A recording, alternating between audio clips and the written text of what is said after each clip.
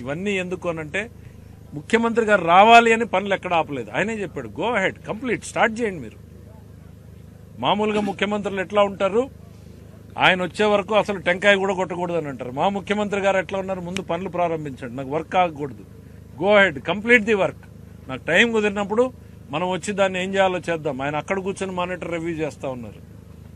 So ఈరోజు గత ప్రభుత్వానికి మాకు తేడా అది. స్పష్టంగా ఇది ప్రజల కోసం పనిచేస్తూ ఉంది. అనంతపురం జిల్లా రైతాంగం, నేను మళ్లీ చెప్తా ఉన్నా, ముఖ్యమంత్రి గారికి అనంతపురం జిల్లా పట్ల ప్రత్యేక శ్రద్ధ ప్రేమ ఉందంటానికి ఇంతకన్నా వేరే నిదర్శనం అక్కర్లేదు. హంద్రీ నీవాకు ఆయన చేసిన కేటాయింపులు కావచ్చు, ఇవాళ పనులు జరుగుతున్నటువంటి తీరు కావచ్చు, ఇదే నిదర్శనం. ఇదే కాదు, ఇంకా ఇది ఈ ఫేజ్ 1 మేము కంప్లీట్ చేసుకోగలిగితే మాకు నమ్మకం పెరుగుతుంది.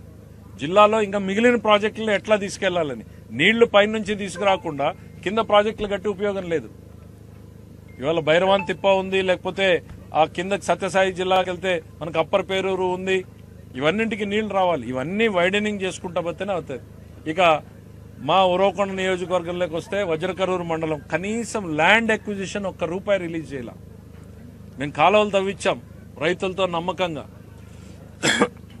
లత్తవరం ఫీడర్ కెనాల్ చేశాం. ఇవాళ మొన్న దాదాపు 40-42 కోట్లు రిలీజ్ చేశాం.